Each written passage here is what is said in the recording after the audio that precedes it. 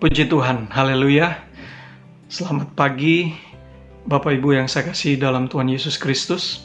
Sebelum kita memulaikan aktivitas pada pagi hari ini, mari kita merenungkan sebagian firman Tuhan, kita berdoa. Terima kasih Bapa di surga. Sungguh kami bersyukur, Engkau adalah Allah kami. Engkau adalah Tuhan kami. Engkau yang sudah menyertai kami sampai pada pagi ini kami ada sebagaimana kami ada.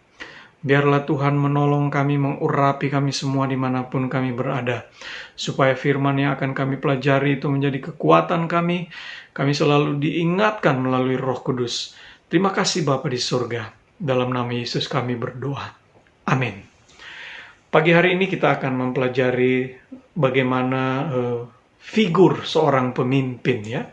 Bagaimana pemimpin itu dilahirkan. Dan dunia akhir-akhir ini membutuhkan figur-figur pemimpin.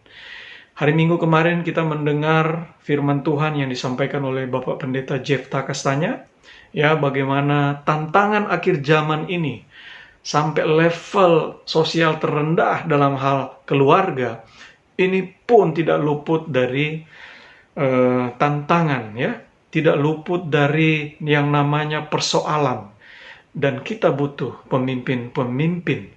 Mulai dari level terkecil sampai level terbesar apapun yang menjadi tanggung jawab kita yang dipercayakan oleh Tuhan. Kita buka di dalam 1 Samuel 3, ya. Kita tidak akan baca semuanya, Bapak Ibu bisa membaca, merenungkan dalam pasal ini, 1 Samuel 3. Tetapi kita buka 1 Samuel 3 ayat 19. Dan Samuel makin besar, dan Tuhan menyertai dia, dan tidak ada satupun dari firman-Nya itu yang dibiarkannya gugur.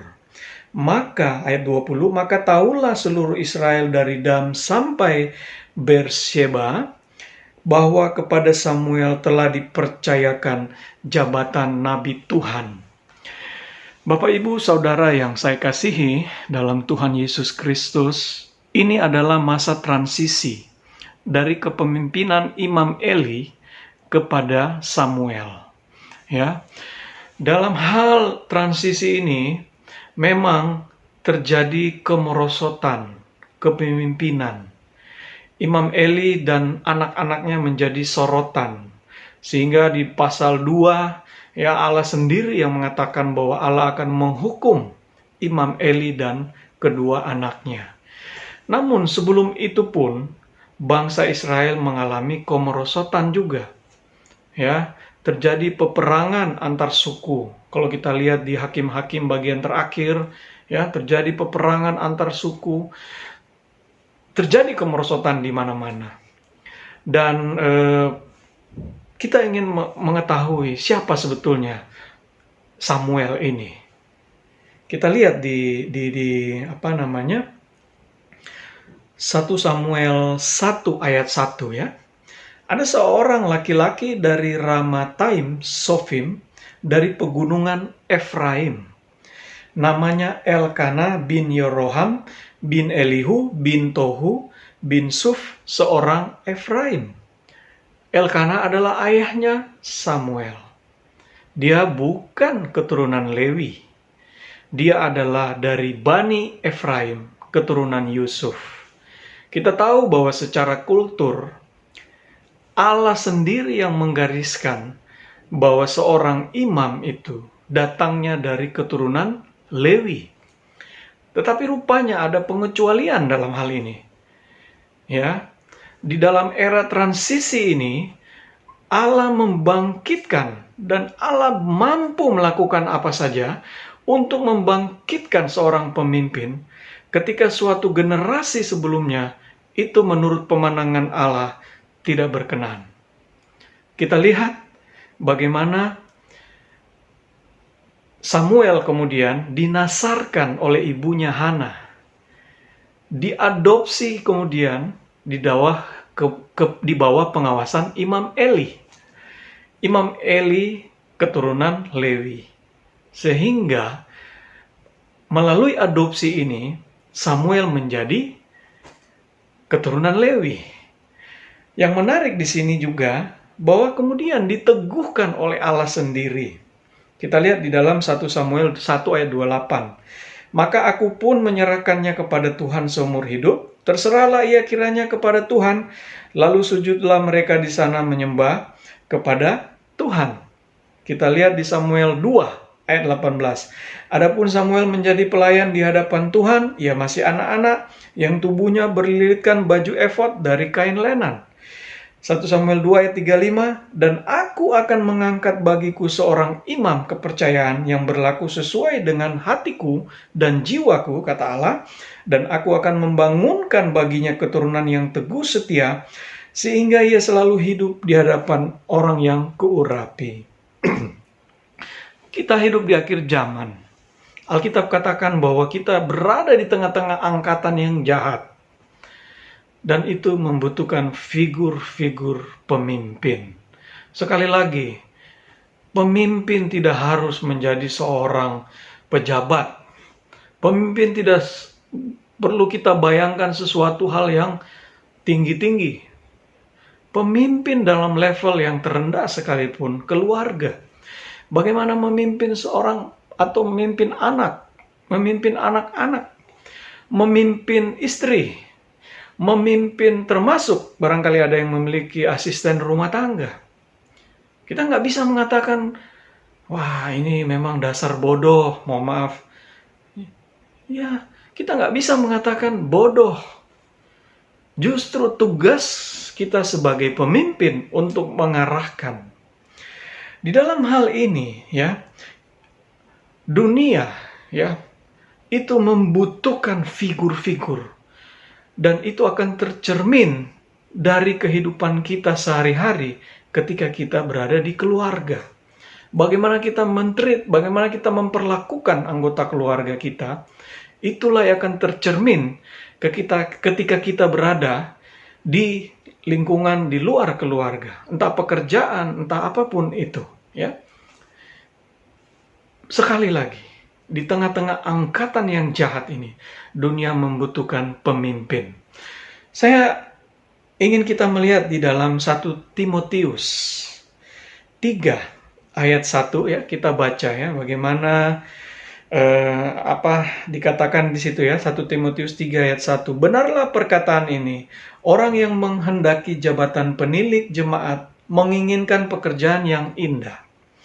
Karena itu penilik jemaat haruslah seorang yang tak bercacat, suami dari satu istri, dapat menahan diri, bijaksana, sopan, suka memberi tumpangan, cakap mengajar orang, bukan peminum, bukan pemarah, melainkan peramah, pendamai, bukan hamba uang, seorang kepala keluarga yang baik, disegani dan dihormati oleh anak-anaknya. Jikalau seorang tidak tahu mengepalai keluarganya sendiri, memimpin, bagaimanakah ia dapat mengurus jemaat Allah? Janganlah ia seorang yang baru bertobat, agar jangan ia menjadi sombong dan kena hukuman. Ya, dan seterusnya. Kita lihat ayat 8, 1 Timotius 3 ayat 8. Demikian juga diaken. Haruslah orang terhormat, jangan bercabang lidah, jangan penggemar anggur, jangan serakah, melainkan orang yang memelihara rahasia iman dalam hati nurani yang suci. Mereka juga harus diuji dahulu, baru ditetapkan dalam pelayanan itu, setelah ternyata mereka tak bercacat, ya, dan seterusnya. Jadi di dalam standar jemaat pun ada syaratnya. Dan itu dimulai dari rumah tangga. Kita berdoa, biar Tuhan memberikan kita kekuatan. Kita menjadi pemimpin-pemimpin. Inilah yang dibutuhkan oleh dunia ini. Sehingga anak-anak kita bisa terarah dengan baik. Anggota keluarga kita bisa terarah dengan baik. Dan mereka pun menjadi pemimpin-pemimpin di tengah-tengah sekolah, pergaulan, di tengah-tengah masyarakat. Kita berdoa. Terima kasih Bapa di surga. Kami mengucap syukur. Kalau kami ditebus, kami menjadi umat-Mu, kami adalah pemimpin-pemimpin. Tuhan beri hikmat bagaimana kami memimpin anggota keluarga kami, asisten rumah tangga kami, pekerja kami, pegawai kami, dimanapun berada. Tuhan menolong kami. Terpujilah nama Tuhan, dalam nama Tuhan Yesus. Amin. Haleluya, puji Tuhan. Di dalam Tuhan, di dalam Dia saja kita dapat menemukan sukacita yang sebenarnya. Mari kita nyanyikan pujian ini. Kita mau sembah Tuhan. Yang manis Tuhan, yang kami mau persembahkan kepada Tuhan. Pujian penyembahan yang berbau harum di hadapan-Mu. Haleluya, haleluya. Makasih Tuhan, makasih, haleluya. Ya Tuhanku, aku hendak bernyanyi bagimu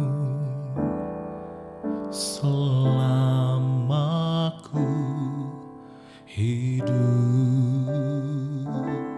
Ya Allahku,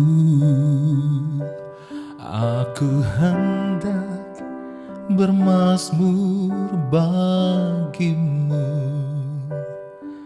selagi ku ada.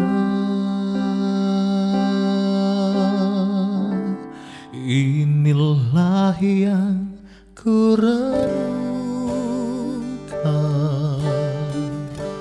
setiap waktu, nyanyian pujian dan pengagungan kepadamu.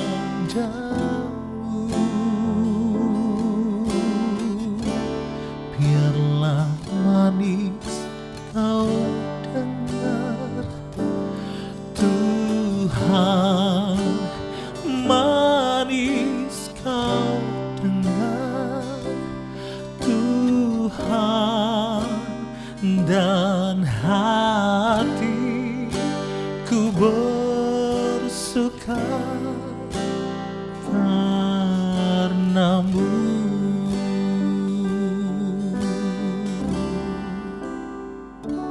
Ya Tuhanku, aku hendak bernyanyi bagimu selama ku hidup. Ya Allahku,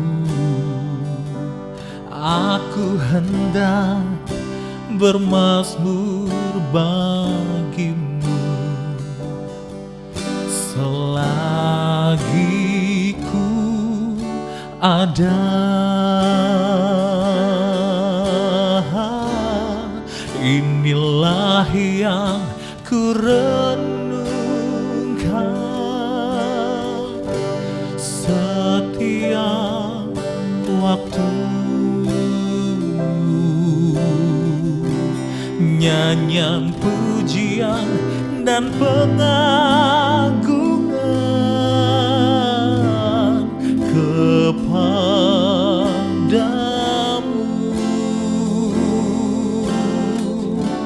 Biarlah manis kau dengar Tuhan, manis kau dengar Tuhan, dan hatiku bersuka karena-Mu. Inilah yang ku renungkan setiap waktu, nyanyian pujian dan pengagungan kepadamu.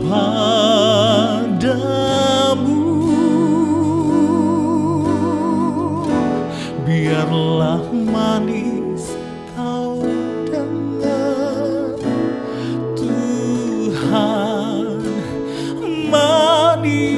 Kau dengar Tuhan, dan hatiku bersuka, dan hatiku bersuka, dan hatiku bersuka.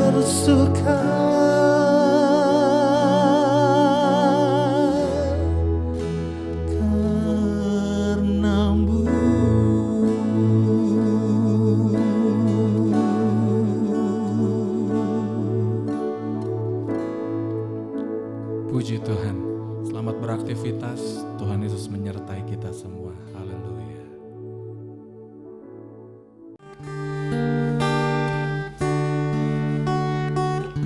Di hadapan tahta ku